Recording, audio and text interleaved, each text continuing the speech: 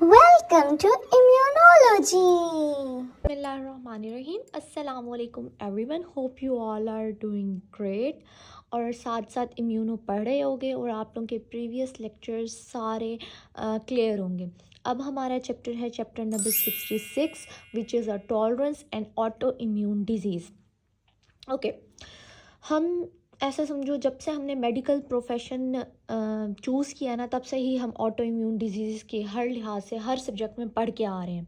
Auto immune disease है आज हम वजह देखेंगे कि ऑटो इम्यून डिजीज़ कैसे हमारी बॉडी में जनरेट हो रही है.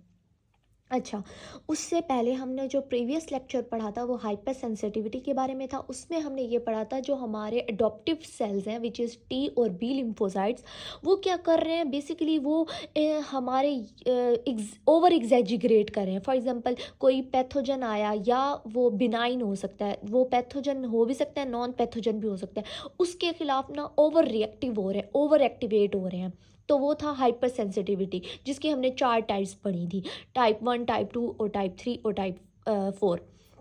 अच्छा, अब हम पढ़ रहे हैं कि हमारी अपने बी और टी सेल्स ऐसे मतलब उनको कुछ हो गया है कि वो हमारे अपनी बॉडी के ही एंटीजन्स सेल्फ एंटीजन्स को एज ए एंटीजन ले रहे हैं और उसके ख़िलाफ़ एंटीबॉडीज़ बना रहे हैं. मतलब क्या इस बात का मतलब उनको पहचान उनमें ख़त्म हो चुकी है कि ये मेरी अपनी बॉडी का सेल है, मैंने इसके ख़िलाफ़ एंटीबॉडी नहीं बनानी.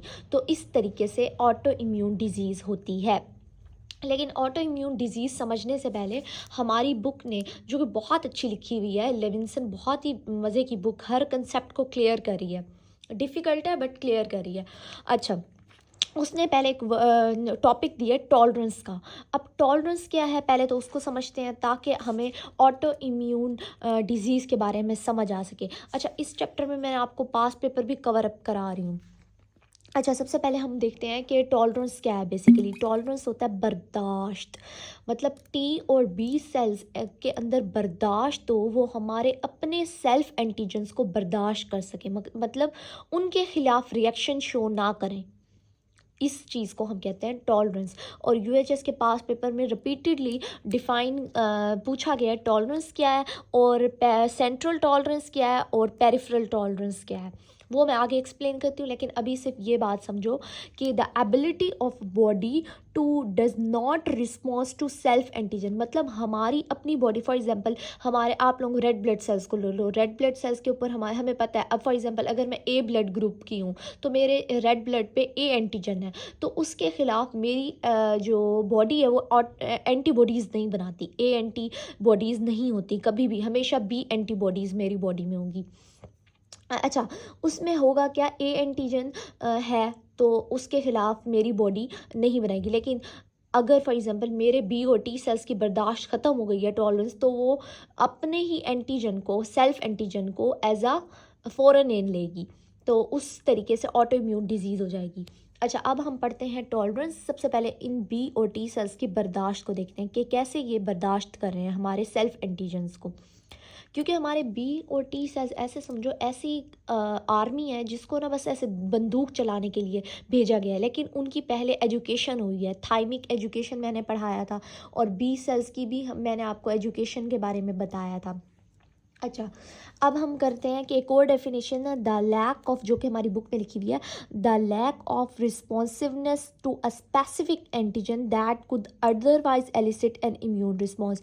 इस बात का मतलब क्या है, पहले तो एक डेफिनेशन ये है कि अपने सेल्फ एंटीजन के ख़िलाफ़ वो कोई भी रिएक्शन शो नहीं करेगा. दूसरा उसकी बर्दाश्त ये है कि फॉर एग्ज़ाम्पल कोई स्पेसिफिक एंटीजन हो सकता है. जैसे हम ट्रांसप्लांट करते हैं, आपको पता है ट्रांसप्लांट जब हम करते हैं तो वो बाहर से कोई आने वाली चीज़ है, उसके ख़िलाफ़ भी उसने बर्दाश्त करना है, उसने उसके ख़िलाफ़ रिएक्शन शो नहीं करना. तो that is the tolerance, that is the, ऐसे समझो स्पेसिफिक एंटीजन को एज अ सेल्फ एंटीजन भी ले सकते हो कि मेरी अपनी बॉडी का एंटीजन है, मैंने इसको बर्दाश्त करना है, मैंने इसके ख़िलाफ़ एंटीबॉडीज़ नहीं बनानी. अगर वो अपने ही सेल्फ एंटीजन के ख़िलाफ़ एंटीबॉडीज़ बनाएगा तो ऑटो इम्यून डिजीज़ हो जाएगी. अच्छा, अब वो कहते हैं, उन्होंने ना हमें यहाँ पर 5 पॉइंट्स दिए हैं कि ना को whether an antigen will induce tolerance. मतलब कैसे हमारी जो बी और टी सेल्स है ना वो बर्दाश्त किस तरीके से मेंटेन किए हुए हैं. 5 चीज़ें वो अफेक्ट कर सकती हैं उनकी बर्दाश्त को। जैसे एक इंसान को ना आप गुस्सा दिलाते हो, फॉर एग्जांपल एक ना उसकी लिमिट होती है, मुझे कोई टीज़ कर रहा है, मेरी एक लिमिट है, हर इंसान की अपनी अपनी लिमिट होती है। ऐसे ही टी और बी सेल्स की भी लिमिट है बर्दाश्त करने की, ठीक है। तो वो क्या है, वो कहते हैं एक तो टी और बी सेल्स को मैच्योर आना चाहिए। अब जैसे जैसे हम मैच्योरिटी की तरफ जाते हैं, हम लोग ना अपने मतलब जहाँ हमें रिएक्ट नहीं करना होता, गलत जगहों पे, गलत रिश्तेदारों के सामने ज़्यादा हम पहले ओवर होते हैं, लेकिन आहिस्ता आहिस्ता हमें पता चलता है कि इज़्ज़त करनी है। तो इसी तरीके से मैच्योर बी और टी सेल्स होंगे जिनकी एजुकेशन हुई भी है। अब हमने टी सेल्स की एजुकेशन पढ़ी थी, थाइमिक एजुकेशन, और बी सेल्स की जो मैच्योरेशन या एजुकेशन थी वो बोन मैरो में ही होती थी। ऑलरेडी हम इसके बारे में श्योर हैं। That is the main point कि बी और टी सेल्स को मेच्योर होना चाहिए। नंबर 2 पे वो कहते हैं स्ट्रक्चर ऑफ द एंटीजन पे भी डिपेंड करता है। अगर आपको स्टार्ट वाला चैप्टर याद है जो कि इम्यूनो का फर्स्ट चैप्टर था, उसमें हमने क्या पढ़ा था, मेरे ख्याल से वो चैप्टर नंबर 56 कहते हैं फर्स्ट चैप्टर को। तो अच्छा, तो उसमें हमने क्या पढ़ा था, उसमें हमने ये देखा था कि एंटीजेनिसिटी, इम्यूनोजेनिसिटी एक टॉपिक था। उसमें मैंने आपको पॉइंट्स बताए थे कि अगर फॉर एग्जांपल सिंपल स्ट्रक्चर है ना किसी भी एंटीजन का, तो वो उसके ख़िलाफ़ इतना रिएक्शन शो नहीं करेगी। लेकिन अगर कोई जो स्ट्रक्चर है एंटीजन का बहुत कम्प्लेक्स है, तो उसके ख़िलाफ़ हमारी एंटीबॉडीज़ प्रोड्यूस हो जाएंगी। हमने इम्यूनोजेनिसिटी और एंटीजेनिसिटी भी जिसको कहते हैं, हमने ये टॉपिक पढ़ा हुआ है। उसमें हमने ये देखा था जितना बड़ा एंटीजन होगा उतना ज़्यादा हमारी बॉडी उसके ख़िलाफ़ एंटीबॉडीज़ बनाएगी, जितना कम्प्लेक्स होगा उसके ख़िलाफ़ भी। इस तरीके से ये पॉइंट था, ये वही वाली बात है जो उन्होंने रिपीट की है। अच्छा, अब वो कहते हैं तीसरा point, the antigens potential to cross react with other immunogenic antigens, T और B cells are high specific. इसका बात का मतलब क्या है, इस बात का मतलब ना हाइपर सेंसिटिविटी टाइप 1 जिसने पढ़ी हुई थी, टाइप टू में मैंने आपको ना 2 मैकेनिज़्म बताए थे, और जो दूसरा मैकेनिज़्म था ना उस पर मैंने ये कहा था कि हमारे पास कुछ ऐसे बैक्टीरिया भी होते हैं, जिसमें मैंने एग्जांपल आपको दी थी स्टेफाइलोकोकस पायोजीन्स की, जिसकी जो एंटीजन्स होते हैं ना वो ऐसी प्रोटीन्स होती हैं जो कि हमारे हार्ट के सेल्स हैं ना, कार्डिक सेल्स, उनके ऊपर भी एंटीजन्स लगे हुए होते हैं, अपनी ज़ाती। उनका स्ट्रक्चर और इसके एंटीजन का सेम होता है, जिसकी वजह से हमारी बॉडी इसके ख़िलाफ़ भी एंटीबॉडीज़ बना देती है। इसका मतलब है हमारी बॉडी क्रॉस रिएक्ट कर रही है।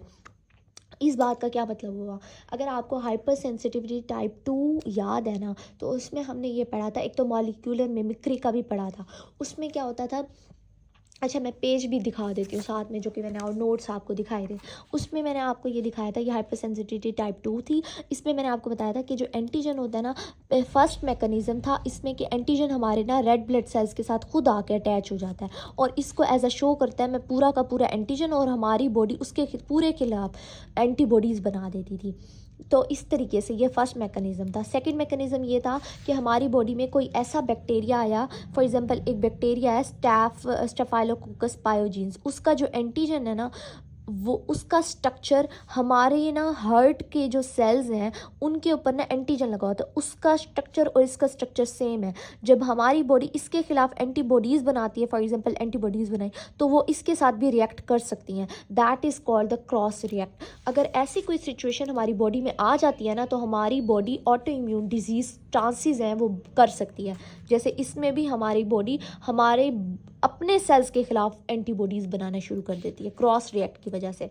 अच्छा, अब चौथा पॉइंट क्या है, प्रो इन्फ्लेमेटरी सिग्नल्स। अब ये क्या है, ये आपको अगर मैंने जो सेकंड चैप्टर पढ़ाया था ना इम्यूनो का, जहाँ पर मैंने PRRs के बारे में बताया था, pattern recognition receptors, innate immunity का चैप्टर था, उसमें मैंने फर्स्ट टॉपिक पढ़ाया था PRRs, पैटर्न रिकॉग्निशन रिसेप्टर्स।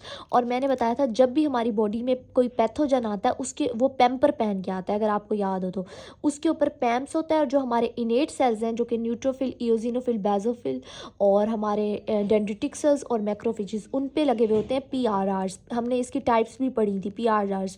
तो अच्छा, तो उनके ऊपर क्या था, PRRs लगे हुए होते थे, पैटर्न रिकॉग्निशन रिसेप्टर। तो वो जब ना पैम्स को देखते थे फिर प्रो इन्फ्लेमेटरी, फिर ना ये सिग्नल देता था न्यूक्लियस को, न्यूक्लियस ना साइटोकाइंस रिलीज़ करता था। हमारा फर्स्ट टॉपिक है वहीं से, प्रो इन्फ्लेमेटरी सिग्नल्स करता था ताकि इन्फ्लेमेशन स्टार्ट हो जाए और हमारी बॉडी को पता चल जाए यहाँ जो है ना इन्फेक्शन हुआ है। तो इसलिए अब टॉलरेंस क्या है बेसिकली, इसमें ये 5 पॉइंट्स क्यों दिखाए गए हैं। वो कहते हैं कि हमारी बॉडी ना T और B सेल्स को पता होना चाहिए कि हमने यहाँ रिएक्ट करना है, यहाँ नहीं करना। पहले तो वो खुद मेच्योर होने चाहिए, दूसरा वो एंटीजन को, स्ट्रक्चर को देखकर पता लगाते हैं कि स्ट्रक्चर अगर बहुत ज़्यादा कॉम्प्लेक्स है तो उसके खिलाफ एंटीबॉडीज़ बनाने के चांसेस ज़्यादा हैं। अच्छा, क्रॉस रिएक्ट ना कर जाए, मतलब फॉर एग्जांपल कोई भी, ये मैंने आपको वैसे एक्सप्लेन कर दिया अभी। फिर प्रो इन्फ्लेमेटरी सिग्नल्स के थ्रू भी इनको पता चलता है यहाँ मैंने रिएक्शन शो करना है और यहाँ नहीं करना। तो इस तरीके से भी इनको पता चल रहा होता है कि यहाँ मैंने इसके खिलाफ एंटीबॉडीज़ बनानी है।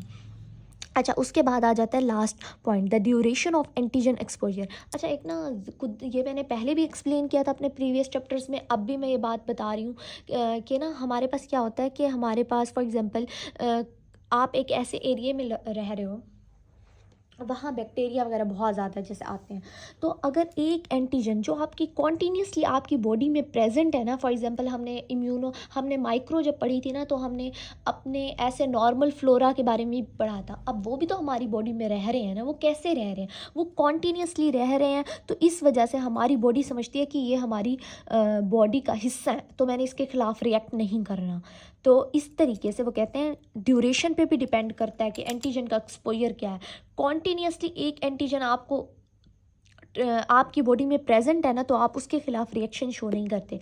लेकिन एक एंटीजन जो आता है जाता है, आता है जाता है, वो ट्रिगर करता है और वो आप उसके खिलाफ रिएक्ट कर सकते हो। लेकिन कोई ऐसा एंटीजन जो मुसलसल आपकी बॉडी में प्रेजेंट हो ना, जैसे कहते हैं ना, जो लोग गांव में रहते हैं वो ज़रा मतलब अनहाइजीन एरिया में रहते हैं ना, तो उनको स्मेल से इतना इशू नहीं होता क्योंकि वो कॉन्टीन्यूसली एक स्मेल में रह रहे होते हैं। जैसे जो बदबू वाले घर में रह रहे हो उनको ना बदबू से मसला नहीं हो रहा होता। खैर, गांव वालों की तो ऐसे बात नहीं करनी चाहिए, sorry for that, comment section में कुछ ना ऐसा कहना। लेकिन सिर्फ समझाने का मतलब ये है कि आप अगर बदबू वाले एरिया में रह रहे हो ना कॉन्टीन्यूसली, तो आपको उसकी आदत हो जाती है और आप उसके खिलाफ रिएक्ट नहीं करते। लेकिन एक नया बंदा जब जाएगा ना, तो सेम एग्जैक्टली ऐसे ही हो रहा होता है। अच्छा, अब आ जाते हैं हम T सेल टॉलरेंस, फिर हम पढ़ेंगे B सेल टॉलरेंस के बारे में। अच्छा, ये जो आपको स्टिकी नोट कब से नज़र आ रहे हैं मैं बताती हूँ मैंने आज क्यों रखा हुआ है इसको। अच्छा, अब हमने T सेल टॉलरेंस के बारे में बता रहे हैं कि हमने T सेल की टॉलरेंस को कैसे मेंटेन किया हुआ है। अब T सेल की ना 2 टॉलरेंस है, एक अब ये UHS का शॉर्ट क्वेश्चन भी है, सेंट्रल टॉलरेंस और दूसरी है पेरिफेरल टॉलरेंस। अब UHS का शॉर्ट क्वेश्चन आया था, difference between the central tolerance and peripheral tolerance. अच्छा, अब टेस्ट जो हमारी सेंट्रल टॉलरेंस है ना, उसमें हमने ऑलरेडी ये पढ़ी हुई है, पॉजिटिव और नेगेटिव सिलेक्शन। अब जिस बच्चे को याद है ना, वो कमेंट सेक्शन में पहले बताए। अच्छा, अब 2 मिनट रुकती हूँ, 2 मिनट मतलब ऐसा समझो मैंने रुक गई हूँ। आप लोग सोचो और कमेंट सेक्शन में बताओ, आपको याद है ना टॉलरेंस इन द सेंस जो पॉजिटिव और नेगेटिव सिलेक्शन होती थी, इसकी एजुकेशन भी कहते थे हम, इसको मैचुरेशन भी कहते थे T सेल्स की, अगर याद हो तो। हमने बल्कि ये वाला मैंने क्यों साइड पे, ये तो बात का बात, मैंने आपको बताया था पॉजिटिव सिलेक्शन होती है T सेल्स की थाइमस में और नेगेटिव सिलेक्शन होती है। पॉजिटिव सिलेक्शन क्या थी, TCR का लगना, और नेगेटिव सिलेक्शन मैंने आपको बताई थी कि अगर उसके सामने सेल्फ एंटीजन आके सामने लाया जाता है, हमारी बॉडी का अपना सेल। और T सेल्स पे क्या होता है, TCR होता है। रुको मैं पेज निकाल लूँ।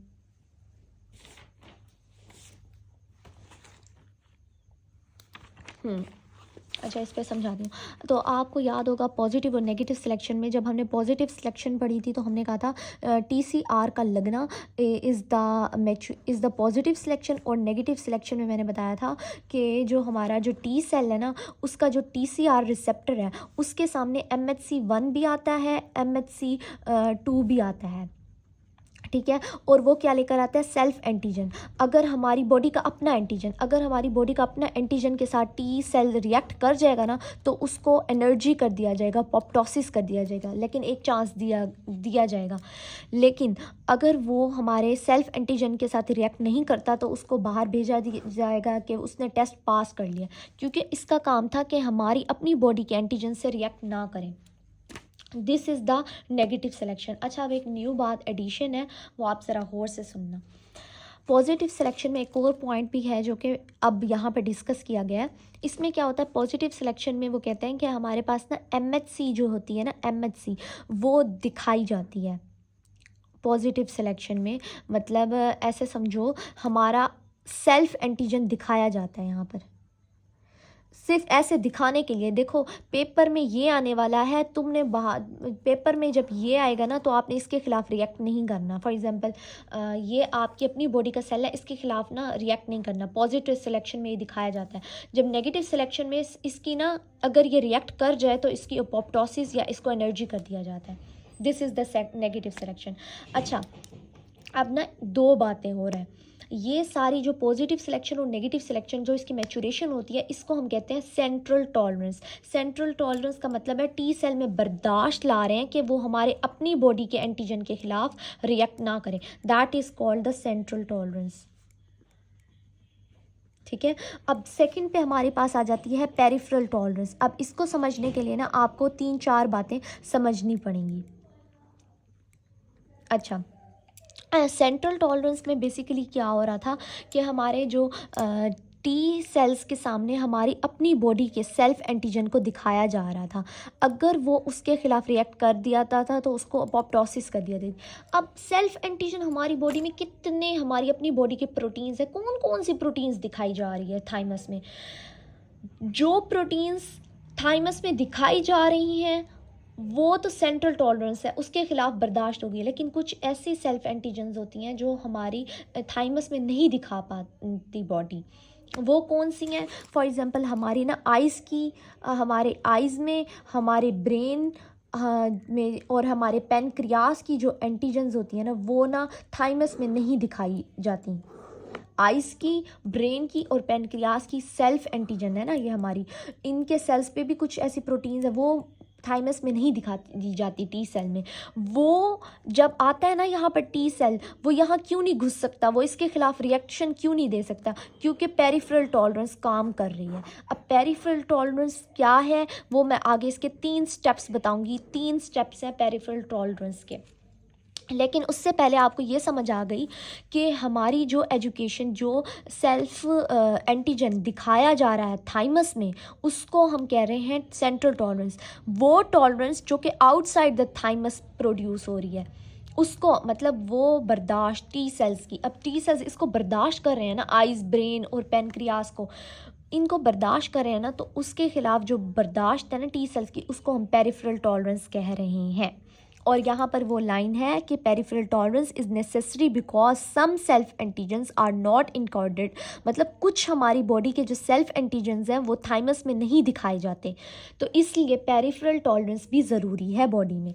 और पेरिफेरल टॉलरेंस एक और चीज़ के लिए भी ज़रूरी है। मैंने अपनी मैम से क्वेश्चन किया था, मैडम हमारी बॉडी में जो नॉर्मल फ्लोरा है, फॉर एग्जाम्पल हमने बचपन से पढ़ा हुआ है, ई कोलाई है, हमारी नोज़ में बहुत सारे नॉर्मल फ्लोरा हैं, हमारी गट में बहुत सारे नॉर्मल फ्लोरा हैं, लैक्टोबैसिलस है हमारे वजाइना में, तो ये कैसे रह रहे हैं? हमारी टी और बी सेल्स इसके खिलाफ भी तो एंटीबॉडीज़ बना सकते हैं ना, तो वो भी पेरिफेरल टॉलरेंस की वजह से रह रहे हैं।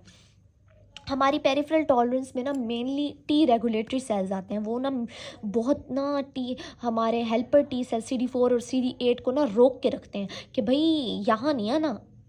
ये हमें वो क्या कहते हैं, जो टी रेगुलेटरी सेल्स है ना, वो कहते हैं ये ना हमें फ़ायदा दे रहे हैं। वो समझदार है टी रेगुलेटरी सेल्स, वो कहते हैं ये ना जो नॉर्मल फ्लोरा है ना, ये हमें फ़ायदा दे रहे हैं। अब देखो, ई कोलाई हमें फ़ायदा दे रहा होता है, हमें पता है। हमें लैक्टोबैसिलस फ़ायदा दे रहा होता है, हमें पता है। तो ये नॉर्मल फ्लोरा हमें फ़ायदा दे रहे होते हैं, तो वो कहता है CD4 CD8 रुक जाओ यहीं पर, तुमने इसको कुछ नहीं कहना क्योंकि हमें फ़ायदा दे रहे हैं, इसको बर्दाश्त करो, तुम इसके खिलाफ रिएक्शन शो मत करना।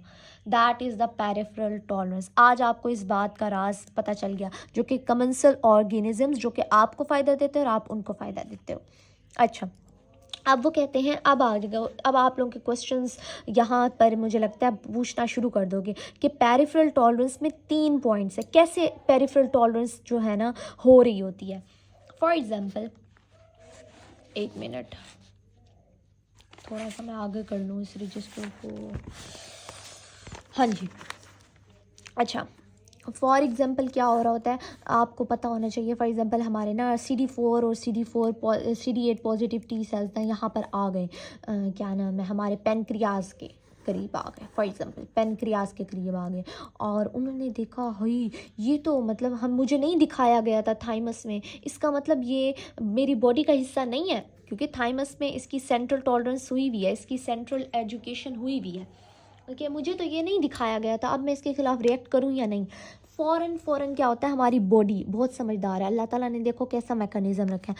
हमारी बॉडी में ना 2-3 चीज़ें होती हैं। 3 चीज़ें क्या होती हैं, एक नंबर 1 पे इसको ना CD4 और CD8 को ना एनर्जी कर दिया जाता है। यहाँ पर आते ही इसको माजूर कर दिया जाएगा। कैसे माजूर किया जाएगा मैं तुम लोगों को बताऊं। हाँ, आप लोगों ने पढ़ा था ना, जब हमारे टी सेल होते हैं उनको सिग्नल वो तब एक्टिवेट होते हैं जब उनको सिग्नल 1 मिले और सिग्नल 2 मिले। सिग्नल 1 को हम प्राइमिंग भी कहते थे, सिग्नल 2 को हम को स्टिमुलेशन भी कहते थे। ठीक है, आपको याद होना चाहिए। और बी सेल में भी हमने ऐसे पढ़ा था, सिग्नल 1 और सिग्नल 2। अच्छा, अब ना जो को स्टिमुलेशन सिग्नल है, जो कि सिग्नल 2 होता था, उसको रोक दिया जाता है। बिल्कुल को स्टिमुलेशन रोक दी जाती है, मतलब ताकि टी सेल्स यहाँ पर एक्टिवेट ना हो और इनको एनर्जी कर दिया जाता है, इनको माजूर कर दिया जाता है कि इनके खिलाफ रिएक्शन शो नहीं करना। जैसे टी और बी सेल्स यहाँ पहुँचते हैं ना, तो उनको एनर्जी कर दिया जाता है, मतलब उनकी को स्टिमुलेशन को जो सिग्नल 2 है ना उसको रोक दिया जाएगा। सिग्नल 2 में क्या होता था, CD28 प्रोटीन्स थी टी सेल्स पे और B7 लगा हुआ होता था हमारे, उसको रोक दिया जाता था। कैसे रोका जाता था, CTLA4 आपने पढ़ा होगा, हमने चेक पॉइंट्स पढ़े थे, वो होता है, वो उसको रोक देता है। अब नंबर 2 पे क्या होगा, नंबर 2 पे क्या होता है, जो हमारे CD4 है ना उनको कन्वर्ट कर दिया जाता है टी रेगुलेटरी सेल्स में। अब टी रेगुलेटरी उनको ऐसा कर दिया जाता है कि वो टी रेगुलेटरी सेल्स में कन्वर्ट हो जाएं। फिर टी रेगुलेटरी सेल्स क्या करते हैं, तीसरे नंबर पे टी रेगुलेटरी सेल्स ना बड़े मज़े के हैं। मैं तुम लोग को मज़े की बात बताती हूँ। अब तुम लोग को अगर याद हो, अब हमें ना अब सिग्नल 2 को तो रोक दिया जाता है, एनर्जी कर दिया जाता है, बाकी टी सेल्स को कन्वर्ट कर दिया जाता है टी रेगुलेटरी सेल्स में। अब टी रेगुलेटरी सेल्स 2 काम करता है, वो 2 काम क्या हैं, बड़े ही आय हाय हाय मज़े के हैं। मैं तुम लोगों को ये राज आज फाश करती हूँ।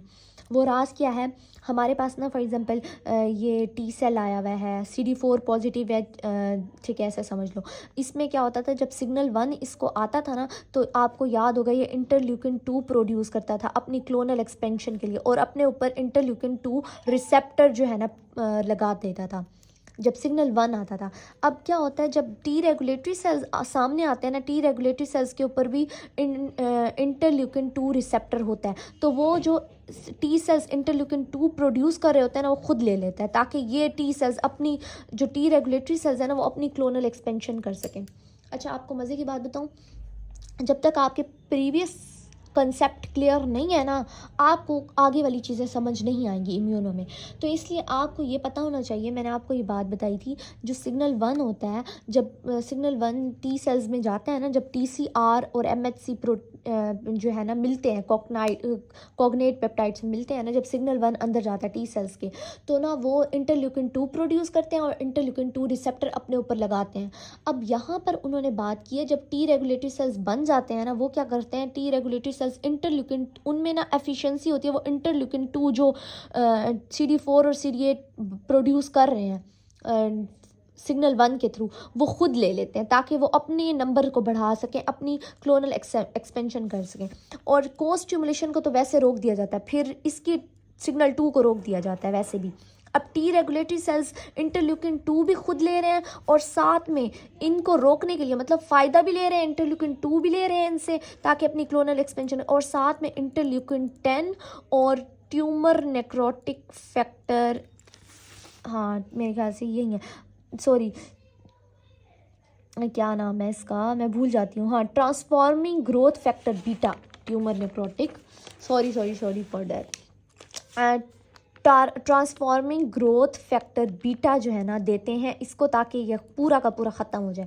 इसको स्टॉप करने के लिए ना इंटरल्यूकिन 10 और ट्रांसफॉर्मिंग ग्रोथ फैक्टर बीटा देते हैं, मतलब इनसे इंटरल्यूकिन 2 ले रहे हैं, फ़ायदा ले रहे हैं और इनको नुकसान कर रहे हैं ताकि ये रुक जाए। इंटरल्यूकिन 10 और tumour growth factor, transforming growth factor beta दे रहे हैं ताकि इनको सप्रेस किया जाए। कुछ लोग होते हैं ना, खुद फ़ायदा लेकर दूसरों को नुकसान पहुंचा दे, वैसे वाला काम कर रहे हैं। तो अब यहाँ पर आ जाओ। अब मैं तुम लोगों को पहले ये दिखा दूँ। हाँ, अब ये यूएचएस का शॉर्ट क्वेश्चन आया हुआ था कि वो डिफाइन ओरल टॉलरेंस और मैकेनिज्म ऑफ पेरिफेरल टॉलरेंस। अब मैं आपको एक ये बात बताती जाऊँ कि जो पेरिफेरल टॉलरेंस है ना, उसको ओरल टॉलरेंस भी कहते हैं, ये बात याद रखना। दूसरा, इसका मैकेनिज्म क्या है, इसके 3 पॉइंट्स आपने लिखने होंगे, ये वाले 3 पॉइंट्स बुक में लिखे हुए हैं, इसको स्किप नहीं करना। T cells activated in the absence of, मतलब टी सेल्स को के जो को स्टिमुलेशन है ना, उसको रोक दिया जाता है ताकि वो एनर्जी हो जाए, पहला पॉइंट। उनका सिग्नल 2 रोक दिया जाएगा। अब जो नाइव टी सेल्स है ना, उनको सप्रेस किया जाएगा, टी रेगुलेटरी सेल्स उनको रोक देंगे कि भाई तुमको मतलब जितने भी टी सेल्स हैं ना, वो सारे टी रेगुलेटरी सेल्स में कन्वर्ट हो जाएंगे। यहाँ पर इर्द गिर्द टी रेगुलेटरी सेल्स रुके होंगे। नंबर 3, जो टी रेगुलेटरी सेल्स है ना, वो क्या कर रहे हैं, वो ये 3 काम कर रहे हैं आगे, ये सुनने वाली बात है। अब मैंने आपको इंटरल्यूकिन 2 रिसेप्टर के बारे में बताया। अच्छा, अब यहाँ पर एक एमसीक्यूज है, इंटरल्यूकिन 2 रिसेप्टर को CD25 भी कहते हैं। ये एक न्यू बात है आप लोगों के लिए, ये आप खुद रट्टा लगा लेना, ठीक है। CD25 भी कहते हैं। तो वो कहते हैं कि ना, जो हमारे टी रेगुलेटरी सेल्स है ना, वो सप्रेस कर रहे हैं बाकी टी सेल्स को, मतलब CD4 और CD8 को सप्रेस कर रहे हैं। कैसे सप्रेस कर रहे हैं? एक तो उनका इंटरल्यूकिन 2 खुद खा रहे हैं, क्योंकि उनमें हाई एफिनिटी है इंटरल्यूकिन 2 रिसेप्टर की। उनका सारा इंटरल्यूकिन 2 जो अवेलेबल है ना, खुद ले रहे हैं ताकि अपनी जो है ना क्लोनल एक्सपेंशन कर सके। अब यहाँ एक वर्ड लिखा हुआ है सिंक इन द सेंस, वो कह रहे हैं सारा खुद ले लेते हैं उनका इंटरल्यूकिन 2। नंबर 2 पे वो कहते हैं, वो उनको क्या कर देते हैं, CTLA4, ये तो मैंने आपको बता दिया, जो को स्टिमुलेशन को रोकने के लिए CTLA4 होता है, चेक पॉइंट्स वाली बात है। अच्छा, फिर वो कहते हैं सिग्नल 2 रोका जा रहा है, ये तो हमें पता है पहले से। और तीसरी उन्होंने ये बात कही है, जो टी रेगुलेटरी सेल्स है ना, वो कुछ ऐसे साइटोकाइंस रिलीज़ करते हैं लाइक इंटरल्यूकिन 10 और transforming growth factor beta release करते हैं ताकि उनको CD4 और CD8 को सप्रेस कर लें। अच्छा, अब यहाँ डायग्राम से तुम लोगों को ये बात बड़े और क्लियर हो जाएगी। नंबर 1 पे ना, ये नॉर्मल एक्टिवेशन हो रही है CD4 और CD8 की। आपको पता है जब सिग्नल 1 आज डेंड्रिटिक सेल आया CD4 के पास, ये डेंड्रिटिक सेल है, आया CD4 के पास, तो वो क्या करता है, इंटरल्यूकिन 12 देता था, और वो इंटरल्यूकिन 12 देता था, आपको याद होगा, ताकि वो टी हेल्पर 1 में कन्वर्ट हो सके। फिर ना वो क्या करता था, इंटरल्यूकिन सिग्नल 1 जब आता था ना, तो वो इंटरल्यूकिन 2 प्रोड्यूस करता था और अपनी क्लोनल एक्सपेंशन करता था। लेकिन जहाँ पर पेरिफेरल टॉलरेंस काम कर रही है, फॉर एग्जांपल हमारे पेनक्रियास के करीब, हमारे आइज़ के करीब, हमारे ब्रेन के करीब, आपको पता है हमारे ब्रेन आइज़ में कोई टी और बी लिम्फोसाइट्स एग्जिस्ट नहीं कर रहे होते हैं। क्यों? क्योंकि वहाँ टी रेगुलेटरी सेल्स प्रेजेंट है। टी रेगुलेटरी सेल्स पता है क्या करते हैं? टी रेगुलेटरी सेल्स ना, अगर वहाँ फॉर एग्जांपल गलती से CD4 और CD8 आ गया ना, तो उनके सिग्नल 2 को रोक दिया जाता है ताकि उनको एनर्जी कर दिया जाए। दूसरा, जो टी रेगुलेटरी सेल्स है ना, वो क्या करते हैं, उनका इंटरल्यूकिन 2 ले लेते हैं CD4 का, और उनको देते हैं इंटरल्यूकिन 10 और ट्यूमर ग्रोथ फैक्टर बीटा, ताकि उनको रोक दिया जा सके। ये T regulatory sales, sorry CD4 है और ये टी रेगुलेटरी सेल्स है। अब टी रेगुलेटरी सेल्स खुद क्या कर रहे हैं, उसको इंटरल्यूकिन 10 और ट्रांसफॉर्मिंग ग्रोथ फैक्टर बीटा दे रहे हैं ताकि उनको एनर्जी और अपोप्टोसिस हो जाए। अच्छा, अब यहाँ 3 चीज़ें हो रही हैं। को स्टिमुलेशन मतलब नो को स्टिमुलेशन, मतलब सिग्नल 2 को रोका जा रहा है। दूसरा, इंटरल्यूकिन 2 खुद ले रहा है। और तीसरा, इंटरल्यूकिन 10 और ट्रांसफॉर्मिंग ग्रोथ फैक्टर से उसको सप्रेस कर रहा है। तो इस तरीके से टी रेगुलेटरी सेल्स काम करते हैं, और that is the peripheral tolerance. अच्छा, अब वो कहते हैं बी सेल टॉलरेंस क्या होती है। ये मज़े की चीज़ है या समझने वाली चीज़ है।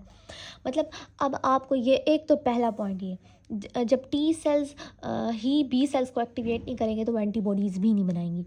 अच्छा, पहले तो टी सेल्स के अंदर बर्दाश्त होनी चाहिए ताकि वो कोई भी एंटीजन बी सेल को एक्टिवेट ना करें और एंटीबॉडीज़ ना बनाएं। और दूसरी बात ये कि उन्होंने ना एक बात की हुई है, वो कहते हैं रिसेप्टर एडिटिंग का। अब आपको पता है जब हमने बी सेल्स पढ़ा था ना, तो बी सेल्स पे जो रिसेप्टर होते थे, BCR जिसको कहते हैं, और वो BCR बेसिकली क्या होता था, हम IgM कहते थे। वो कहते हैं कि जैसे ही यहाँ पर फॉर एग्ज़ाम्पल हमारा नॉर्मल फ्लोरा कहीं प्रेजेंट है, या फिर ऐसे समझो हमारा पेनक्रियाज है या आइज़ है, इसके करीब जैसे ही बी सेल पहुंचता है ना, तो बी सेल की ना रिसेप्टर एडिटिंग हो जाती है। मतलब इसके रिसेप्टर को फ़ौरन चेंज कर दिया जाता है, रिसेप्टर एडिटिंग की जाती है ताकि ना वो इसके ख़िलाफ़ एंटीबॉडीज़ ना बना सके। रिसेप्टर एडिटिंग सिर्फ बी सेल में की जाती है, टी सेल को एनर्जी कर दिया जाता था। 3 चीज़ों से मतलब उनको माजूर कर दिया जाता था। एक तो उनको सिग्नल 2 नहीं प्रोवाइड किया जाता था, और जो सिग्नल 1 प्रोवाइड किया जा रहा था जिसके रिजल्ट में इंटरल्यूकिन 2 प्रोड्यूस हो रहा था वो टी रेगुलेटरी सेल्स खा लेते थे, और साथ में उनको सप्रेस करने के लिए इंटरल्यूकिन 10 और ट्रांसफॉर्मिंग ग्रोथ फैक्टर बीटा देते थे ताकि उनकी एनर्जी और अपोप्टोसिस। और बी सेल्स को कैसे मतलब रोका जा रहा है कि वो हमारे इसके खिलाफ ना रिएक्ट करें, वो इस तरीके से कि रिसेप्टर एडिटिंग की जा रही है। आई होप आप लोगों को ये बात समझ आ गई होगी। अच्छा, अब एक और पॉइंट है वो मैं आपको बताना ज़रूरी समझती भी हूँ और लिखा हुआ भी है। वो है मेरा एडिशन है 2025 का, तो ना इसमें ये लाइन नहीं लिखी हुई, लेकिन जो हमारी प्रीवियस बुक है ना उनमें लिखी हुई है। उनमें क्या है, वो कहते हैं कि ना जो सेंट्रल टॉलरेंस है, सेंट्रल टॉलरेंस जो कि नेगेटिव सिलेक्शन में जो कि सेल्फ एंटीजन दिखाए जा रहे हैं हमारी बॉडी को, पॉजिटिव सिलेक्शन में क्या हो रहा था, हमारी बॉडी को ना सेल्फ एंटीजन दिखाए जा रहे थे। एक तो टीसीआर लग रहा था, दूसरा सेल्फ एंटीजन दिखाए जा रहे थे, और नेगेटिव सिलेक्शन में उनका इम्तिहान लिया जा रहा था कि वो हमारे सेल्फ एंटीजन के खिलाफ रिएक्ट तो नहीं करते। तो वो जो काम कर रहा था ना वो आयर कर रहा था। आयर क्या होता है, ऑटो इम्यून रेगुलेटर डेफिशिएंसी, जो है ना रेगुलेटरी डेफिशिएंसी पॉली एंडोक्राइनोपैथी, मतलब ये एक ऐसा इंजाइम है या ऐसा जीन है जो कि इसका काम है वो ना हमारे सेल्फ एंटीजन को उठा के ना थाइमस में टी सेल को दिखा रहा होता है। तो ये सिर्फ पेनक्रियास, आइज़ और ब्रेन का ना नहीं दिखा पाता सेल्फ एंटीजन, जिसके खिलाफ हमारी बॉडी ने, अल्लाह ताला ने पेरिफेरल टॉलरेंस रखी है। आई होप आप लोगों को समझ आ गई होगी। बेसिकली आयर है कि आयर ना ऐसे समझो कि ना इसका काम है कि ये हमारे सेल्फ एंटीजन को इंट्रोड्यूस करा रहा है थाइमस में, दिखा रहा है, ये काम है, बस इतनी सी बात है और कुछ खास नहीं है। अच्छा, अब आ जाते हैं हम अपने ऑटो इम्यून डिजीज़ पे। अच्छा, अब यहाँ एक और एमसीक्यूज़ भी है। हाँ, ये बात बताना भूल गई मैं। हाँ, जो मैंने आपको अभी बी सेल टॉलरेंस, एक मिनट कैमरा ब्लर तो नहीं हुआ, हाँ ठीक है। अच्छा, जो मैंने आपको बी सेल टॉलरेंस का बताया ना कि बीसीआर को चेंज कर दिया जाता है, तो वो क्या, कौन सी एडिटिंग की जाती है, रिसेप्टर एडिटिंग, लाइट चेन को चेंज कर दिया जाता है। जो बी सेल है ना, आपको पता होगा जो आईजीएम प्रोटीन है उसमें 2 हैवी चेन्स होती हैं, 2 लाइट चेन्स होती हैं। जो लाइट चेंज है ना उसको चेंज कर दिया जाता है ताकि बी सेल हमारे सेल्फ प्रोटीन के खिलाफ रिएक्ट ना कर सके। उसके अलावा एक और इन्होंने एमसीक्यूज़ लिखा हुआ है, 25 to 50% ऑफ जो बी सेल्स होते हैं ना that were initially self reactive, मतलब वो ऐसे हमारे ना बॉडी में ना जो बी सेल्स हैं ना तकरीबन आधे वो ना सेल्फ रिएक्टिव होते हैं। मतलब हमारी बॉडी को ना उनकी एजुकेशन ना, उनकी परवरिश इतनी अच्छी बोन मैरो में नहीं हो जाती, उनको नहीं दिखाया जाता सेल्फ एंटीजन इतना ज़्यादा जितना टी सेल्स को दिखाया जाता है। तो वो कहते हैं तो उसकी इसलिए उनकी रिसेप्टर एडिटिंग की जाती है। लेकिन T cells does not undergo receptor, मतलब टीसीआर में कोई चेंजिंग नहीं आ रही, क्योंकि टीसीआर का जो बर्दाश्त है ना वो और तरीके से हम ला रहे हैं, उनको रोकने का तरीका और है, और बी सेल में रोकने का तरीका ये है कि उनका बीसीआर रिसेप्टर चेंज कर दिया जाता है, बस इतनी सी बात है। अच्छा, अब आ जाते हैं ऑटो इम्यून डिजीज़ पे। सबसे पहली बात, यूएचएस के शॉर्ट क्वेश्चन रिपीटेडली इसकी डेफिनेशन आई हुई है, और आपसे वाइवा में भी इसकी डेफिनेशन पूछ सकते हैं। नंबर टू बात यह है कि आज मैंने आपको वाइंड अप कराना है यहाँ तक, ठीक है। अब ना आगे आ जाती हैं सारी डिजीज़, और ये डिजीज़ यूएचएस में आई नहीं है। मोस्ट जो इम्पॉर्टेंट है वो एसएलई और रहमाटॉइड आर्थराइटिस है, उसके अलावा भी सारी आई नहीं है और ये मोस्ट इम्पॉर्टेंट है। तो इसके लिए मैं आपको नेक्स्ट जो लेक्चर है ना वो उसमें स्टार्ट कराऊंगी, इसलिए परेशान नहीं होना। लेकिन अभी हम पढ़ते हैं कि ऑटो इम्यून डिजीज़ क्या है। ऑटो इम्यून डिजीज़, पहले इसका मतलब क्या हुआ कि हमारे बी और टी सेल में टॉलरेंस लॉस हो गई, लॉस ऑफ टॉलरेंस ऐसे भी कह सकते हो, छोटी सी, मतलब उनकी बर्दाश्त ख़त्म हो गई है, हमारे सेल्फ एंटीजन्स के ख़िलाफ़ भी वो रिएक्शन शो कर रहे हैं। That is called the auto immune disease.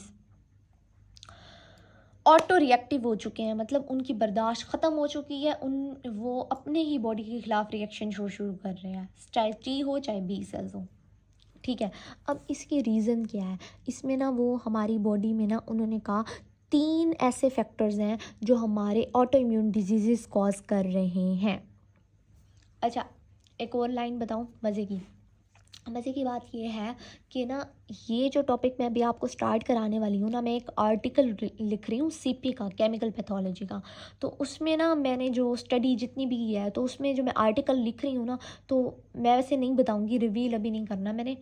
तो उसमें ना यहाँ इस टॉपिक में एक ऐसा कंसेप्ट आने वाला है, इतने मज़े का कंसेप्ट आने वाला है, वो मैंने अपने आर्टिकल में लिखा है।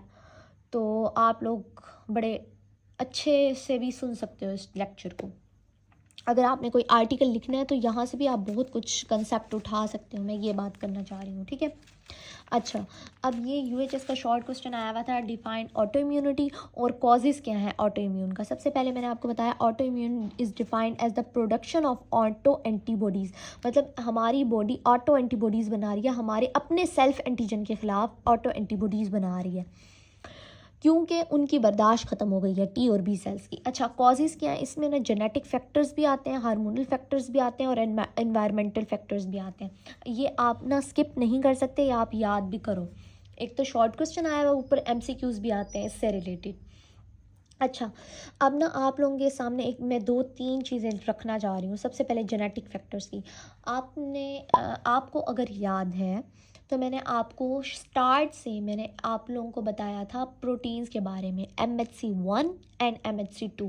जो MHC1 होती थी वो ऑल न्यूक्लिएटेड सेल्स पे थी, और जो MHC2 होती थी वो सिर्फ एपीसीज पे थी। एपीसीज एंटीजन प्रेजेंटिंग सेल्स, वो 3 है हमारी बॉडी में।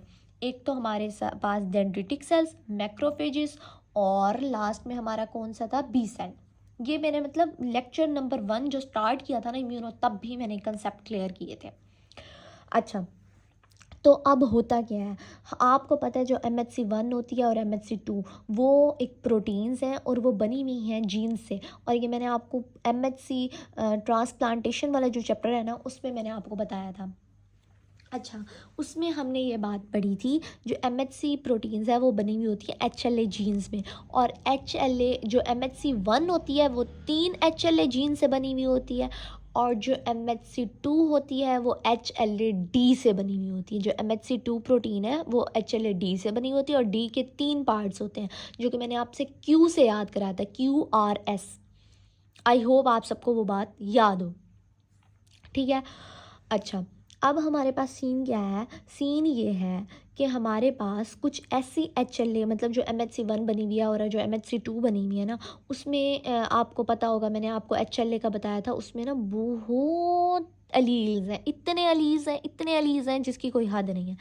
अब ना इस पूरे चैप्टर में ना यही चीज़ आपको मुश्किल लगेगी याद करने में, क्योंकि ये रट्टे वाली है और ये ना आपने खुद याद करनी है। अगर कोई इंसान, for example I am the person, और मेरे पास मेरी माँ बाप से जो मुझे HLA जीन मिली है ना, वो HLA-D, मतलब जो HLA-D आपको पता है उसके पार्ट्स होते हैं QRS, जो मुझे मिली है DR। अब DR में भी 2 मिली है, या DR2 मिलेगी या DR3 मिलेगी, मतलब HLA-DR2 या DR3। अगर मुझे ये मिल गई है ना बाय चांस, तो मेरे अंदर चांसेस हैं कि मुझे SLA हो जाएगी। SLA क्या है, एक ऑटो इम्यून डिजीज़ है। मतलब वक्त के साथ साथ ना मेरी बॉडी में ऐसी म्यूटेशन आई हुई है, मतलब ऐसे जीन्स हैं कि मेरी बॉडी में सेल्फ रिएक्शन होने के चांसेस, ऑटो इम्यून डिजीज़ के चांसेस बहुत ज़्यादा हैं, SLA के चांसेस बहुत ज़्यादा हैं। अब ये बुक की ये लाइन है, या आपने यहाँ हाईलाइट करनी है कर लो, लेकिन मैं सिर्फ आपको बता रही हूँ। मैंने तो वैसे शॉर्ट नोट्स बनाए हुए हैं, अगर ये बनाने हैं तो बना लो, वैसे ना भी बनाओ, इतनी बड़ी बात नहीं है। बुक में लिखा हुआ है, हाईलाइट करा देती हूँ, अभी सिर्फ सुन लो, समझ लो। अच्छा, अब आपको ना रट्टा मारना पड़ेगा कि फॉर एग्ज़ाम्पल HLA आपके पास अगर जो MHC2 को बनाने वाली HLA जीन होता है ना, वो HLA-D होता है। अब HLA में DR4 अगर आ गया है ना आपकी बॉडी में, तो आपको चांसेस है रेमाटॉइड आर्थराइटिस के। रेमाटॉइड आर्थराइटिस क्या होता है आपको पता है? ये ना जेनेटिक डिजीज़ होती है, और मोस्टली ये वुमेन्स में होती है, आपको पता हो। उसकी भी रीज़न मैं आगे बताती हूँ आपको, वुमेन में क्यों होती है ज़्यादा। अच्छा, इसमें क्या होता है, हमारे जॉइंट में इन्फ्लेमेशन हो जाती है। क्यों इन्फ्लेमेशन होती है? क्योंकि हमारे पास वहाँ जाके एंटीबॉडीज़ जो है ना कम्प्लेक्सेस बना लेते हैं। अच्छा, अभी ये SLA रहमतार्ड आर्थराइटिस ये पूरा डिफ़ाइन करना है, लेकिन अभी जो उन्होंने हमें कॉजेज़ बताए हुए हैं ना ऑटो इम्यून के, तो वो उन्होंने एक जेनेटिक फैक्टर भी बताया हुआ है। गलती से अगर किसी एक इंसान में ना, अब इसलिए तो कज़न मैरिज को रोका गया है क्योंकि उनमें चांसेस हैं ऑटो इम्यून डिजीज़ के, जेनेटिक डिजीज़ के, ये यही तो हैं जेनेटिक फैक्टर्स, यही तो हैं जेनेटिक फैक्टर्स। अच्छा, बुक में ये दिया हुआ है, आप यहाँ लिख लो। ऑटो इम्यून डिजीज़ के 3 फैक्टर्स है। एक तो जेनेटिक फैक्टर्स जो कि मैं आपको HLA जीन से बता रही हूँ, दूसरा हार्मोनल फैक्टर्स, तीसरा इन्वायरमेंटल फैक्टर्स की वजह से भी आपकी बॉडी में ऑटो इम्यून डिजीज़ हो सकती है। फॉर एग्जांपल आपको पता है हमारी मैं अब स्टोरी बताना शुरू हो गई थी, लेक्चर लंबा हो जाएगा। खैर मैं बता रही हूँ कि ना, आप लोगों ने कुछ लोगों में सुना होगा कि भाई उसे ऑटो इम्यून डिजीज़ हो गई है और उसका कोई इलाज नहीं होता। तो वो कैसे हो सकता है? फॉर एग्जांपल या तो उसमें चांसेस हैं कि जेनेटिक फैक्टर्स की वजह से, या उसके हार्मोन्स की वजह से हो सकता है, या कोई ऐसी इन्वायरमेंटल कंडीशन हो चुकी है उसकी बॉडी में कि इस वजह से उसको ऑटो इम्यून डिजीज़ हुई है। तो ये वो चीज़ है। अब भी मैं आपको बता रही हूँ जेनेटिक फैक्टर का। अगर फॉर एग्जांपल एक इंसान में ना HLA-B27 आ गया, उसकी MHC2 को बनाने वाला जो माँ बाप से उसको मिला है ना जीन, वो ये है, तो उसको एनकाइलोसिस स्पॉन्डिलोलाइटिस हो जाएगा। अब ये नाम भी बड़े मुश्किल है, तुम लोग को खुद याद करना पड़ेगा। अच्छा, पता है शॉर्ट क्वेश्चन में ना भी आए, पहली बात तो शॉर्ट क्वेश्चन में आया हुआ है, दूसरी बात अगर ना भी आए MCQs में ज़रूर आते हैं MCQs। अच्छा, अब यहाँ पर लिखा हुआ है उन्होंने, जो क्लास 2 को बनाने वाली प्रोटीन होती है, वो जो जीन्स होते हैं वो HLA-DR जीन्स होते हैं। अच्छा, अगर आपके पास HLA-DR हमारे पास B27 हुआ तो कौन सी डिजीज़ होगी? आपको स्पॉन्डिलोलाइटिस होने के चांसेस, एनकाइलोस्पॉन्डिलोलाइटिस होने के चांसेस ज़्यादा है। अगर आपके पास HLA-DR कहाँ लिखा हुआ है ये बात, वेट अ मिनट। अच्छा, मेरी बुक में मेरे ख्याल से हाँ ये रहा, रहमाटाइड आर्थराइटिस होने के चांसेस किन लोगों में ज़्यादा है। अच्छा, मैं आप मज़े की बात बताऊँ, ये 2025 का एडिशन है ना, इसमें ये सिर्फ एक का लिखा हुआ है, HLA-B27 है तो एनकाइलोसिस स्पॉन्डिलाइटिस हो सकता है, लेकिन ये दो जो बातें हैं ना, ये हमारे प्रीवियस एडिशन में लिखे हुए हैं और मैंने वहीं से ली हैं। तो अगर किसी का न्यू एडिशन है ना तो वो ऐड कर लिए, MCQs आ सकते हैं। अब आ जाते हैं हार्मोनल फैक्टर्स पे। अब यहाँ एक लाइन लिखी हुई है और बहुत मज़े की बात लिखी हुई है।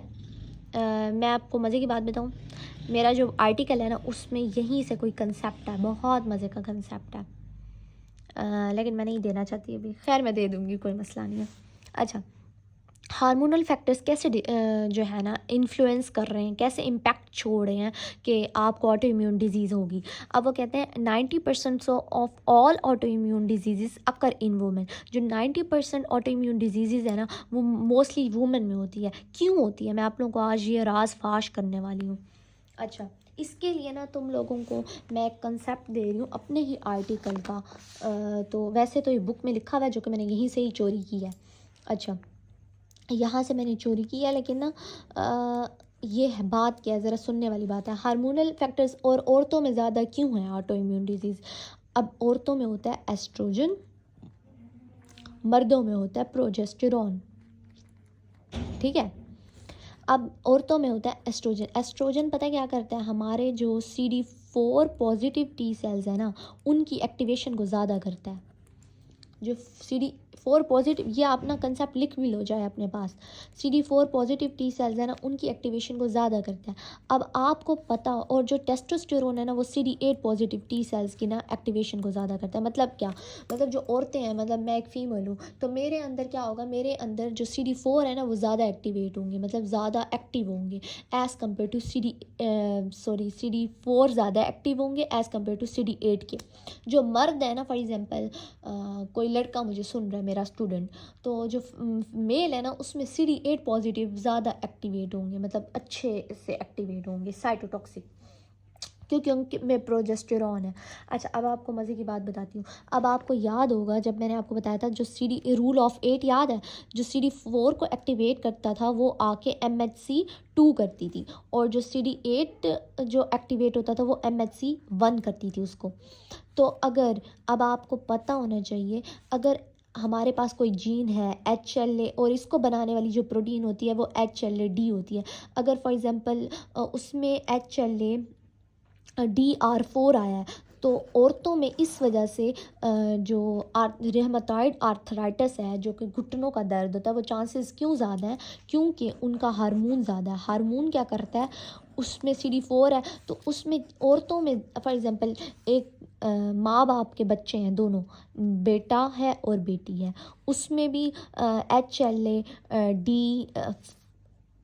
है, इसमें भी HLA-D। लेकिन जो फीमेल है उसमें एस्ट्रोजन है जो कि क्या करता है, CD4 की एक्टिविटी को ज़्यादा करता है, और CD4 एक्टिव हो रहा है MHC2 से, जिसमें चांसेस है म्यूटेशन के। अब इस जीन में चांस क्या है, ये वक्त के साथ ना अपने अंदर म्यूटेशन ले आता है, तो बॉडी समझती है ये मेरी बॉडी का हिस्सा नहीं है, तो उसको किल करना शुरू कर देती थी और रहमतायत डालते। अच्छा, ये मैकेनिज़्म मैं आगे बताऊंगी, लेकिन अभी सिर्फ बात समझने की ये है, यहाँ पर तुम लोग ना बस सिंपल लफ्ज़ों में ये बात समझो। जो क्लास 2 MHC डिसऑर्डर्स है ना, जो क्लास 2 में जो म्यूटेशन आने के चांसेस है वो ग्रेव डिजीज़ है, SLA और रहमतायद आर्थराइटिस, ये औरतों को ज़्यादा होती हैं, ये अफेक्ट्स करती हैं वुमेन को, क्लास 2 MHC के जो डिसऑर्डर हैं। क्यों, मैंने ये रीज़न बता दी, क्योंकि जो औरतें होती हैं उनमें होता है एस्ट्रोजन, जो एस्ट्रोजन होता है वो CD4 की एक्टिविटी को ज़्यादा करता है, और CD4 एक्टिव होता है क्लास 2 की वजह से। अब क्लास 2 में चांसेस हैं कि म्यूटेशन होगी, ग्रेव डिजीज़ भी हो सकती है, इसलिए औरतों को ज़्यादा SLA भी और रहमतायद आर्थराइटिस भी। ग्रेव डिजीज़ क्या होता है, हाइपरथायरॉयडिज्म होता है, ठीक है। अच्छा, अब क्लास 1 की जो MHC डिसऑर्डर्स है ना, जैसे रिएक्टिव आर्थराइटिस और एनकाइलोसिस स्पॉन्डिलोसिस, ये अफेक्ट करती हैं मेल्स को, ठीक है। एक है रहमतायद आर्थराइटिस, एक है रिएक्टिव आर्थराइटिस मेल्स को हो रही है, और रहमतायद आर्थराइटिस, ये याद रखना, ये UHS में MCQs भी आया है, आर्थराइटिस फीमेल्स को हुआ है, ये अब बुक में लिखा भी हुआ है। जो क्लास 1 के डिसऑर्डर्स हैं वो मेन को हो रहे हैं, जैसे एनकाइलोसिस स्पॉन्डिलाइटिस और रिएक्टिव आर्थराइटिस, ये are more commonly in men, और जो ग्रेव डिजीज़ है और SLE है ये वुमेन को ज़्यादा हो रहे हैं, क्योंकि ये क्लास 2 के रिलेटेड डिसऑर्डर है। अच्छा, अब उन्होंने एक और बात लिखी हुई है आगे, ये वही वाली बात है, जो एस्ट्रोजन है ना, can alter B cell repertoire and enhance the formation of antibody to DNA। वो कहते हैं कि जो एस्ट्रोजन है ना, उसके पास ये ताकत है कि वो हमारे B सेल में जो है ना म्यूटेशन कर देता है बाज़ औक़ात, और हमारी एंटीबॉडी बना सकता है हमारे DNA के ख़िलाफ़। इस बात का क्या मतलब हुआ, तुम लोग को एक मज़े की बात बताऊँ। जो SLA है ना, यहाँ पर लिखा हुआ है, वैसे जो SLA है ना, हमारी जो प्रेग्नेंट फीमेल्स होती हैं, आपको पता है उसमें ना एस्ट्रोजन का लेवल ज़्यादा हो जाता है। एस्ट्रोजन का लेवल जब ज़्यादा होता है ना, और प्रोजेस्टेरॉन का भी, एस्ट्रोजन क्या करता है, उसमें SLA के चांसेस ना प्रेगनेंसी के बाद उस औरत में ज़्यादा हो जाते हैं। क्यों ज़्यादा हो जाते हैं, वो उसके हार्मोन्स की वजह से होता है। यही वो रीज़न है कि हार्मोनल फैक्टर्स अफेक्ट कर रहे हैं आपकी ऑटो इम्यून डिजीज़ को। अब आ जाते हैं इन्वायरमेंटल फैक्टर्स पे। इन्वायरमेंटल फैक्टर्स बहुत आसान है, मतलब सिंपल सी बात है। सिंपल सी क्या बात है, मैं तुम लोगों को ना नोट से बताती हूँ। अच्छा, 4 बातें हैं, अगर तुम लोग ना कुछ ना भी लिखो, ये जेनेटिक फैक्टर्स में बस ये चीज़ें हाईलाइट कर लो जो मैंने तुम लोग को बताई हैं। हार्मोनल फैक्टर्स का तुम लोग को मैंने बता दिया। जो MHC2 से रिलेटेड डिजीज़ हैं वो होंगी फीमेल्स को, जो MHC1 से रिलेटेड डिसऑर्डर्स हैं वो होंगी हमारे मेल्स को। अब है इन्वायरमेंटल फैक्टर्स। इन्वायरमेंटल फैक्टर्स में पता है कुछ ऐसे बैक्टीरिया और वायरसेस होते हैं, ये मैंने आपको वैसे पढ़ाए हुए बता भी देती हूँ, रुको पहले रजिस्टर पे थोड़ा समझा दूँ फिर नोट्स दिखा देती हूँ। अच्छा, मैंने आपको पहले बताया था कुछ ऐसे वायरसेस और कुछ ऐसे बैक्टीरिया, जिसमें मैंने आपको स्टेफाइलोकोकस पायोजीन्स के बारे में बताया था। ये हमारी बॉडी में जब एक बार आते हैं ना, फॉर एग्जांपल अल्लाह ना करे मुझे हो गया पायोजीन, ये क्या करता है, इसके पास जो इसके एंटीजन्स होते हैं ना, वो हमारी बॉडी के हार्ट के सेल्स के एंटीजन के जो है ना सेम होता है। तो हमारी बॉडी जब इसके ख़िलाफ़ एंटीबॉडी बनाती है तो वो इसको भी एज आ एंटीबॉडी लेता है और इसके ख़िलाफ़ भी एंटीबॉडीज़ बनाना शुरू कर देती है। तो इस वजह से ऑटो इम्यून डिजीज़ हो सकती हैं। तो वो कहते हैं जो इन्वायरमेंटल फैक्टर्स हैं ना, उनमें कुछ ऐसे बैक्टीरिया भी हैं और कुछ ऐसे वायरसेस भी हैं जो कि मॉलिक्यूलर मिमिक्री करते हैं। Molecular mimicry in the sense कि उनका स्ट्रक्चर हमारे स्ट्रक्चर से सेम है। अच्छा, तो इस वजह से कुछ ऐसे बैक्टीरिया अगर आ गए आपकी बॉडी में और वायरसेस, तो चांसेस हैं कि आपको ऑटो इम्यून डिजीज़ हो सकती है। उनमें कौन से बैक्टीरिया हैं, कौन से वायरसेस हैं, आगे हम तफसील से पढ़ेंगे। और उसकी समरी ये लिखी हुई है। तुम लोगों को मज़े की बात बताऊँ, अगर ये वाले बैक्टीरिया हमारी बॉडी में आ गए ना, तो वो हमारी बॉडी में ऐसी ऑटो इम्यून डिजीज़ कॉजेज़ कर सकते हैं। फॉर एग्जांपल, किसी इंसान के अंदर कैम्पाइलोबैक्टर जिजनाई आ गया, तो जब वो आता है ना, तो उसके एंटीजेंस हमारी बॉडी के एंटीजन से सेम है और हमें गॉलियन बारे सिंड्रोम हो सकता है। ऑटो इम्यून डिजीज़ है ये भी।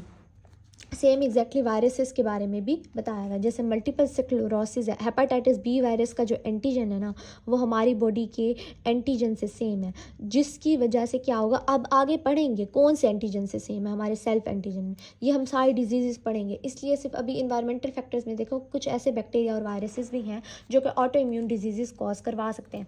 अच्छा, अब हमारी बॉडी के अपने जो नॉर्मल फ्लोरा है ना, बाज़ औक़ात उनके ख़िलाफ़ भी ऑटो एंटीबॉडीज़ बन सकती हैं। अच्छा, उनकी वजह से हमें क्रोन डिजीज़ और अल्सरेटिव कोलाइटिस हो सकता है, हमारे बाउल फ्लोरा की वजह से, हमारे जो नॉर्मल फ्लोरा है ना उसकी वजह से। तीसरा, कुछ ऐसी ड्रग्स हैं, फॉर एग्जांपल जो मैंने फॉर एग्जांपल किसी ट्रीटमेंट से ना प्रोकानामाइड ले लिया और हाइड्रोलिजीन, कुछ ऐसी ड्रग्स की वजह से भी आपके अंदर चांसेस हैं कि आपको SLE हो सकता है, ऑटो इम्यून डिजीज़ हो सकती है। तीसरा क्या, अच्छा चौथा भी मैं तुम लोगों को बताती हूँ। चौथा ये होता है एज फैक्टर, बहुत डिपेंड करता है, यहाँ हाईलाइट कर लो। अच्छा, एज के साथ साथ ना तुम लोगों को पता है, जैसे जैसे तुम लोग की उम्र बढ़ती रहेगी, तुम लोग के अंदर ना जो रेगुलेटरी टी सेल्स है ना, वो नंबर में कम होना शुरू हो जाते हैं। जब रेगुलेटरी टी सेल्स कम होंगे तो आपको पता है जो पेरिफेरल टॉलरेंस है, वो मेंटेन ही टी रेगुलेटरी सेल्स वो कम होना शुरू हो जाएगी, जिसकी वजह से आपको ऑटो इम्यून डिजीज़ चांसेस ज़्यादा हैं। तो that is the main thing. अब क्या करो, अगर तुम लोगों ने ये बातें समझनी है ना, इन्वायरमेंटल फैक्टर्स, तो उसमें 4 चीज़ें लिखो। बैक्टीरिया और वायरसेस की वजह से, मेंबर्स ऑफ बाउल फ्लोरा की वजह से, और कुछ ड्रग्स की वजह से भी आपको ऑटो इम्यून डिजीज़ हो सकती है। और आपकी एज के साथ साथ आपके टी रेगुलेटरी सेल्स कम होना शुरू हो जाते हैं, जिसकी वजह से चांसेस हैं कि आपको ज़िंदगी में ऑटो इम्यून डिजीज़ हो सकती है। अब मैकेनिज़्म क्या है ऑफ ऑटो इम्यून डिजीज़ का? पहला मैकेनिज़्म तो हमें पता है, ये मैंने आपको हाइपर सेंसिटिविटी टाइप 2 में भी बताया था, और मैंने इसकी एग्जांपल मोस्टली बता कर आई हूँ। मैंने आपको इसकी एग्जांपल क्या बताई, जो स्ट्रेप्टोकोकस पायोजीन्स होता है, उसका जो एंटीजन होता है ना, वो हमारी बॉडी के, उसके पास एंटीजन होता है, एम प्रोटीन होती है। एंटीजन जो बार बार मैं आपको बता रही हूँ, उसके पास होती है एम प्रोटीन। हमारे जो कार्डिक सेल्स है ना, कार्डिक मायोसिन, उनकी एंटीजन से सेम स्ट्रक्चर होता है, जिसकी वजह से हमारी जो बॉडी है ना, उसके ख़िलाफ़ एंटीबॉडीज़ बनाती है, और हमारे हार्ट के मायोसिन के ख़िलाफ़ भी, जिसकी वजह से रेमाटाइड फीवर हो सकता है किसी भी इंसान को, जो कि ऑटो इम्यून डिजीज़ है। This is called the molecular mimicry. मतलब बाहर से कोई ऐसा एंटीजन आया है जिसका स्ट्रक्चर हमारी बॉडी के एंटीजन से सेम था, उसके ख़िलाफ़ एंटीबॉडीज़ बनाने से हमारी बॉडी में भी ये सब कुछ हो गया। सेम एग्जैक्टली हम